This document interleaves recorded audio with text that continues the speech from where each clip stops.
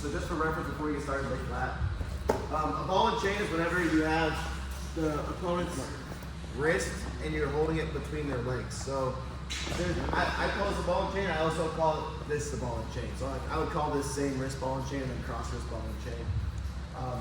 I just really like moves like this because it makes it hard for them to build up because I basically have their hand tied to the bottom part of their body. Let's go back up now. So you guys know like a lot of what I do when I want to talk for breakdowns and spiral rides and chopping the arm. For this I do a lot of chopping the arm just because my hand's already here. It's in the process of bringing that hand down lower to his hips.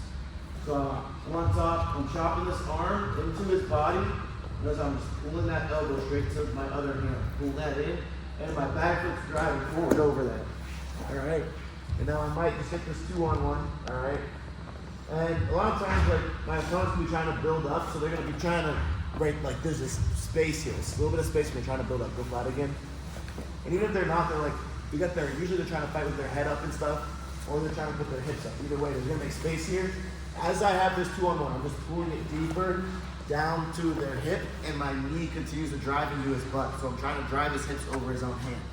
So I'm in here and I keep driving that. Alright, I'm gonna keep my hand on the wrist there. My hand on the bicep or on the elbow would come off and come underneath and grab the wrist here. Alright, so now I have a same side ball and chain. Alright, so one of the moves that I do from here is a ball and chain tilt. You can like flat.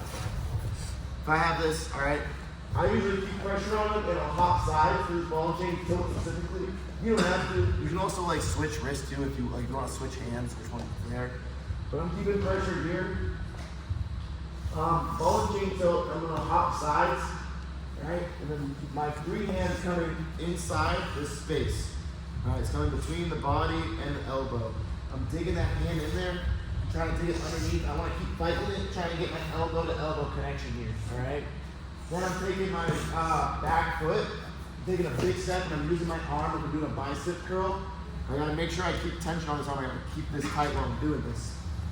Keep this tight. And I'm gonna start pulling this back over.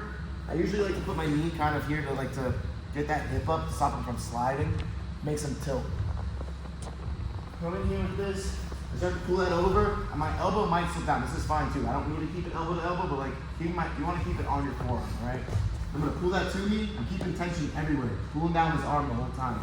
Keep pulling that in. I keep my knee in his butt, and I lift with this leg. And I keep tension on this. I'm trying to pull this, and then I can use this fist to keep. So if he's trying to kick around and stuff, if he turns away from me, I pull him back. If he turns into me, I push him away. So he's gonna be kicking back and forth, trying to get out of this. I'm gonna keep using this, and I'm gonna keep either pulling and pushing to keep his shoulders facing the mat. All right. Yep.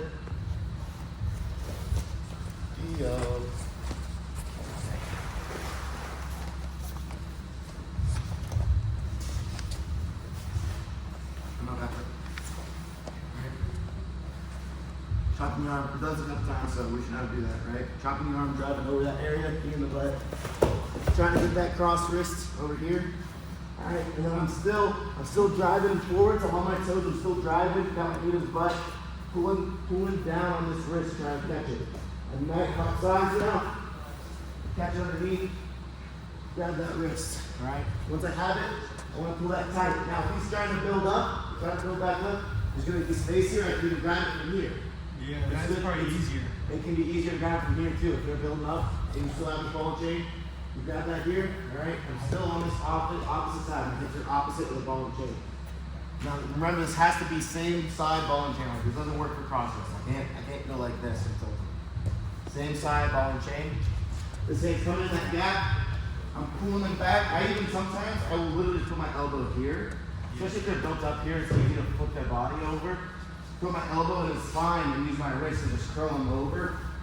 Alright? Notice how my bottom knee is already underneath me in my basket. That's what I want. Alright? Keeping tension on that wrist. I pull him. Stay on my shoulder.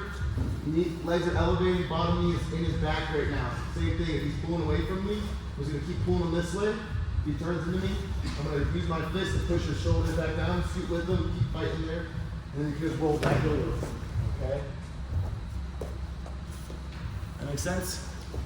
I'm gonna show another move from here. We took 3 moves from them. Alright. Same thing, we're breaking it down. Trying to get that wrist. Alright, notice right now, what do you think is here? Yeah, there's a half. That's one of the moves I'm showing. One of the moves I am showing is a half, alright? So if he's posted, I got a half right here. Keep the wrist. Keep the ball in chain.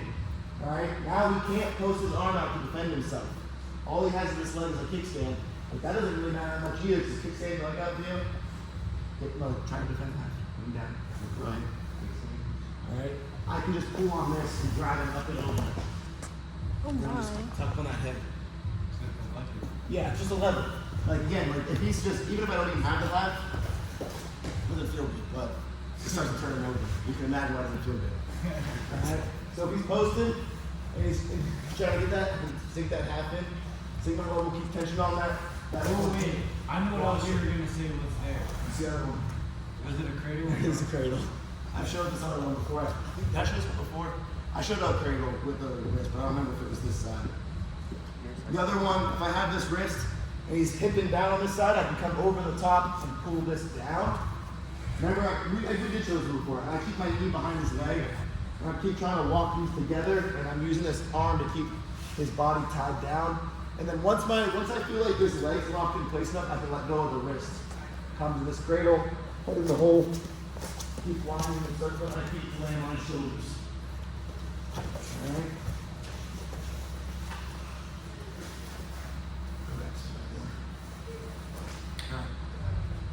Same thing, great jump over.